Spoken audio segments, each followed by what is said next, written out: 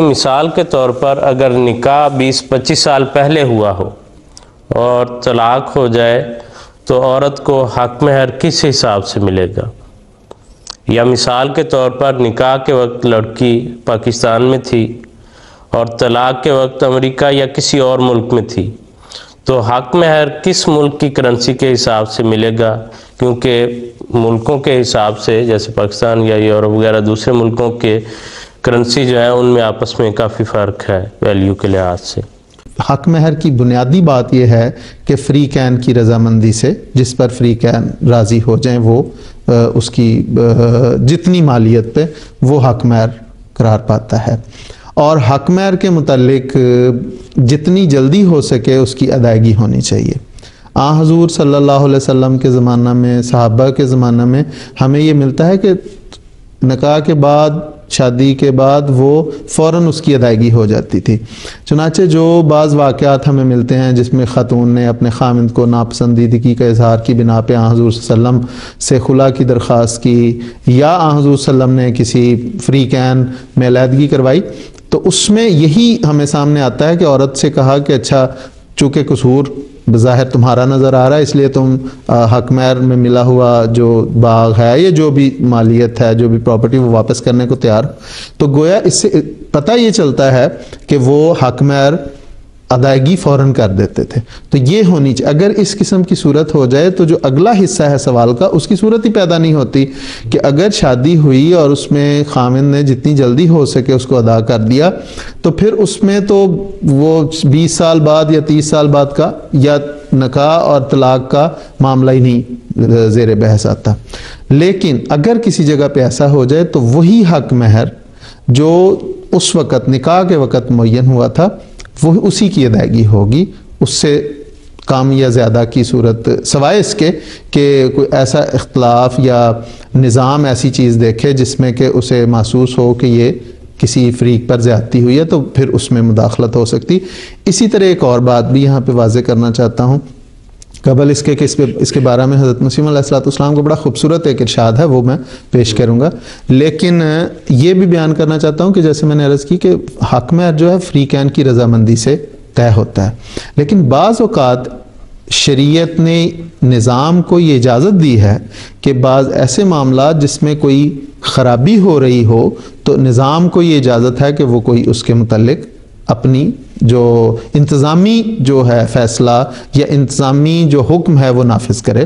جس طرح کہ حضرت عمر رضی اللہ تعالیٰ عنہ کے زمانے میں بڑی وضاحت سے ہمیں ملتا ہے کہ حالانکہ حضور صلی اللہ علیہ وسلم کے زمانے میں، حضرت ابو بکر کے زمانے میں، حضرت عمر رضی اللہ تعالیٰ عنہ کے ابتدائی زمانے میں طلاق کے متعلق یہ چلتا تھا کہ جو شخص 3 طلاق ایک وقت میں دے وہ ایک ہی تصور ہوتی تھی، لیکن حضرت عمر رضی اللہ تعالیٰ عنہ نے فرمایا کہ جو شخص، چونکہ لوگ کرتے یہ تھے کہ خامد بیوی کو ڈرانے کے لیے یہ کہہ دیتا تھا کہ تمہیں 3 طلاق، اور جب عدت ختم ہونے کا وقت آتا تھا تو وہ کہتا تھا کہ یہ تو میں نے رجوع کرتا ہوں کیونکہ وہ تو میں نے 3 طلاق تو تمہیں ڈرانے کے لیے دی تھی، کہا تھا۔ تو اس پہ حضرت عمر رضی اللہ تعالیٰ عنہ نے فرمایا کہ جو شخص آئندہ ایسا کہے گا میں اس کی 3 طلاقیں 3 ہی شمار کروں گا اور 7 کوڑے بھی لگواؤں گا۔ تو یہ ایک انتظامی فیصلہ حضور نے فرمایا کہ انتظامی حکم نافذ کیا۔ تو اسی طرح جماعت میں بھی اب حضرت خلیفۃ المسیح ایدہ اللہ تعالیٰ بن نصر عزیز کے ارشاد پہ یہ ہے کہ بعض ایسی خرابیاں سامنے آ رہی تھی کہ لڑکے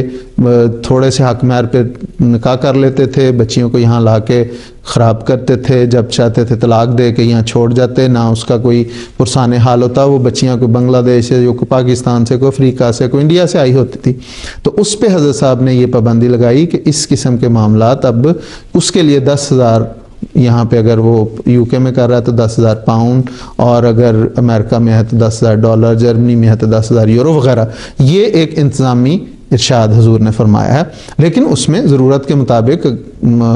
کمی بیشی ہو جاتی ہے۔ تو یہ بات جو ہے یہ ذہن میں رکھنا چاہیے۔ جہاں تک حق مہر میں کمی بیشی کا تعلق ہے تو یہ بھی اختیار نظام کو دیا ہے، چنانچہ حضرت مسیح علیہ السلام فرماتے ہیں کہ ہمارے ملک میں یہ خرابی ہے کہ نیت اور ہوتی ہے اور محض نمود کے لیے لاکھ لاکھ روپے کا مہر ہوتا ہے، صرف ڈراوے کے لیے، نیت دیکھیں، ڈراوے کے لیے یہ لکھا جایا کرتا ہے کہ مرد قابو میں رہے اور اس سے پھر دوسرے نتائج خراب نکل سکتے ہیں۔ نہ عورت والوں کی نیت لینے کی ہوتی ہے اور نہ خامند کے دینے کی، گویا شریعت کے ایک حکم کو مذاق بنایا ہوا۔ میرا مذہب، حضور فرماتے ہیں میرا مذہب یہ ہے کہ جب ایسی صورت میں تنازع آ پڑے تو جب تک اس کی نیت یہ ثابت نہ ہو کہ ہاں رضا و رغبت سے وہ اسی قدر مہر پر آمادہ تھا جس قدر کے مقرر شدہ ہے، تب تک مقرر شدہ نہ دلایا جاوے، اور اس کی حیثیت اور رواج وغیرہ کو مد نظر رکھ کر پھر فیصلہ کیا جاوے، کیونکہ بد نیتی کی اتباع نہ شریعت کرتی ہے اور نہ قانون۔ تو یہ ایک بڑا بنیادی ارشاد، بڑا بنیادی اصول ہے جو حضرت صاحب نے جماعت کو عطا فرمایا، اور اسی کی بنا پہ اگر کہیں پہ کوئی معاملہ اختلاف ہوتا ہے، جو اس طرح محترمہ نے سوال کیا کہ اگر کسی جگہ پہ کوئی ایسی عورت یہ سمجھتی ہے کہ اس وقت خامد کی حیثیت بہت زیادہ تھی اور صرف دبانے کے لیے تھوڑا سا حق مہر رکھا گیا، تو وہ اگر نظام کے پاس آتی ہے تو اس میں اس کی حیثیت کو پھر دیکھا جائے گا۔ تو یہ تو اختلافی بات ہے۔ اگر ویسے وقت اتنا گزر چکا ہے جیسے انہوں نے کہا، اور جس میں وہ کرنسی جو ہے اس کا ڈی ویلیو ہونا شامل ہے کہ اس وقت جو وہ رکھی گئی ہے وہ رقم بظاہر معقول تھی، لیکن وقت کے گزرنے کے ساتھ اب وہ اس کی حیثیت بہت کم رہ گئی ہے، اس صورت میں کیا ہوگا؟ آسان طور پر کہ اسی طرح وہ ادائیگی ہوگی؟ اسی طرح ادائیگی ہوگی، لیکن میں نے جیسے عرض کی کہ اس کی بہترین صورت یہ ہے کہ جتنی جلدی ہو سکے ادا کر دیا جائے۔ اصل میں بات یہ ہوتی ہے کہ نہ خواتین کی طرف سے مطالبہ ہوتا ہے، نہ خامند اس اصرار کے ساتھ اسے دینے کی کوشش کرتا ہے۔ جس طرح حضرت مسیح علیہ السلام کے زمانے میں کہ وہ ایک صحابی نے کہا کہ حضور میں نے اپنی بیویوں سے حق مہر معاف کروا لیا، تو حضور میں اس طرح معاف نہیں ہوتا، بلکہ ان کو پہلے دو، اگر وہ واپس کریں تو وہ پھر معاف ہوگا۔ انہوں نے کسی سے قرض لے کے انہیں دیا، انہوں نے بیویوں نے کہا کہ ہم نے تو نہیں واپس کرنا، تو وہ آئے حضور کے پاس، حضور نے فرمایا اسی لیے میں نے کہا تھا کہ جب کسی کے پاس کوئی چیز ہو ہی نہ تو وہ تو معاف کر ہی دیتی ہے، جب اس کے پاس ہو پھر معاف ہو تو پھر اس کی شرعاً وہ معاف کہلاتا ہے۔ تو اصل بات یہ ہے کہ بیویوں کی طرف سے بھی یہ مطالبہ نہیں ہوتا خامد سے کہ آپ میرا حق مہر دیں، اور خامدوں کو بھی اتنا اس پہ نہیں ہوتا، توجہ نہیں ہوتی، حالانکہ یہ شریعت کا ایسا خوبصورت قانون ہے، ایسا اصول ہے کہ اس میں بہت اچھی طرح اس کا خیال رکھنا چاہیے اور کوشش یہ کرنی چاہیے۔ لوگ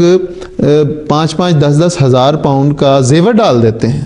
صرف نمائش کے لیے، اگر اسی زیور کو وہ حق مہر قرار دیں تو جس طرح حضور صلی اللہ علیہ وسلم کے زمانے میں، صحابہ کے زمانے میں، خلفاء کے زمانے میں جو اصل ایک ویلیویبل چیز ہوتی تھی وہ دے دیتے تھے، وہ باغ دیتے تھے لوگ۔ حضور صلی اللہ علیہ وسلم نے فرمایا التمس ولو خاتم من حدید، کہ حق مہر ضروری ہے چاہے لوہے کی ایک انگوٹھی تلاش کرو۔ تو ایسی صورت میں اگر صاحب استطاعت ہیں لوگ تو ان کو ایسی چیز دینی چاہیے، جیسے میں نے عرض کی کہ 5-5 10-10 ہزار پاؤنڈ کا وہ زیور یا 5-5 10-10 لاکھ کا زیور دے دیں گے، لیکن حق مہر الگ لکھا ہوگا۔ اور نکاح فارم میں یہ سہولت موجود ہے کہ آپ اس میں یہ بیان کر سکتے ہیں کہ ہم جو زیور ڈال رہے ہیں وہ حق مہر کی صورت میں، تو پھر وہ کیفیت ہی ختم ہو جائے گی۔ آپ نے اپنی بیوی کو گویا پہلے دن ہی وہ تحفہ دے دیا ہے اور وہ ذمہ داری آپ پر اتر گئی ہے۔ تو اس چیز کو اگر خیال رکھا جائے تو یہ جو، لیکن اگر یہ نہیں ہوتا تو پھر ادائیگی وہی ہوگی جو اس وقت اس نے اس کی حیثیت کے مطابق بیان ہوا تھا، جو درج ہو چکا ہے، جو طے ہو چکا ہے۔ اس میں یہ ہو سکتا ہے کہ باہم کرنسیوں کی جو اسی ویلیو پہ، مثال کے طور پہ اگر 5 لاکھ روپیہ حق مہر مقرر ہوا تھا تو بیوی کہتی ہے کہ اب ہم امریکہ میں آ گئے ہیں تو ہمیں ڈالر کی صورت میں دیتے، تو پھر وہ جو اس کو ہم باہم ٹرانزیکشن ہوگی اس کی مثلا جو کنورٹ جو ہوگا، کنورشن جو ہوگی اس کی 5 لاکھ روپے کی اور ڈالر کی، تو وہ کنورٹ شدہ جو ڈالر ہوگے اسی اتنی مالیت کے وہ ادا کی ہو جائے، تو اس میں کوئی حرج نہیں۔ جی ٹھیک ہے، جیسا بہت شکریہ۔